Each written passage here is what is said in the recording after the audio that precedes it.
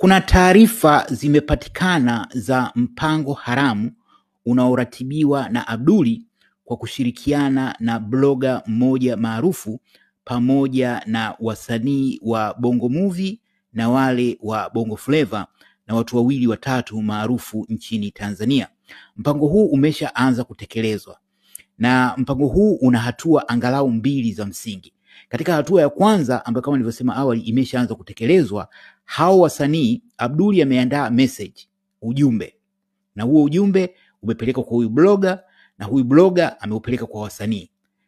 Wasanii wataposti ujumbe tofauti, kila msanii ana ujumbe wake, na kisha wataposti kwenye akaunti zao, lakini pia huyu blogger maarufu atasambaza huo ujumbe wao, na tayari ameanza kusambaza usiku huu ujumbe kutoka kwa wasanii mbalimbali wakionyesha kwamba wana uchungu kwa yaliyotokea, wana majonzi, ni mapenzi ya Mungu na vitu kama hivyo. Hakuna mmoja wao anayemnyoshea kidole Samia, mama yake Abduli, kwamba ndiye aliyesababisha maelfu ya vifo vya vijana wetu wasio na hatia. Kwa hiyo lengo la mpango huu kwa upande mmoja ni kuwachota akili wa Tanzania, kwa sababu wao wanaamini kwamba Watanzania wanapenda kujadili habari za watu maarufu, wanapenda kuguswa na masuala ya watu maarufu, wanapenda kucomment na vitu kama hivyo. Kwa hiyo kwa kuwaleta wasanii kuja kujiingiza katika hii picha kwamba nao wameguswa, nao ni Watanzania wenzetu, kwa hiyo wanatoa rambirambi na vitu kama hivyo, lakini lugha pia inayotumia kwamba hii ni kazi ya Mungu. Lengo la mwanzo ni kuwachota akili wa Tanzania, kuwarubuni wa Tanzania. Baada ya hilo, hatua ya pili itakuwa ni kumsafisha Samia.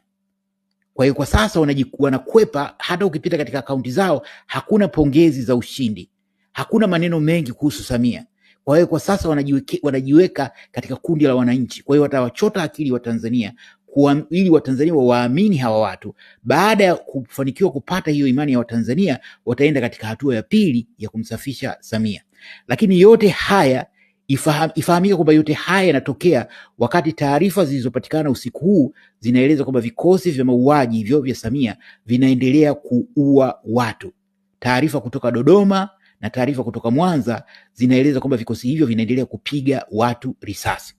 Lakini Abduli amekuwa akifanya shughuli hii kwa muda mrefu kwa kumtumia huyo blogger pamoja na hao wasanii. Na haya yamefahamika jana katika ukumbi wa makusanyiko ya Watanzania huko Clubhouse, kwenye mtandao wa kijamii wa Clubhouse. Hebu sikiliza clip hii hapa ambayo huyu dada anaeleza kwa undani kuhusu huo mpango dhalimu wa Abduli na huyo blogger.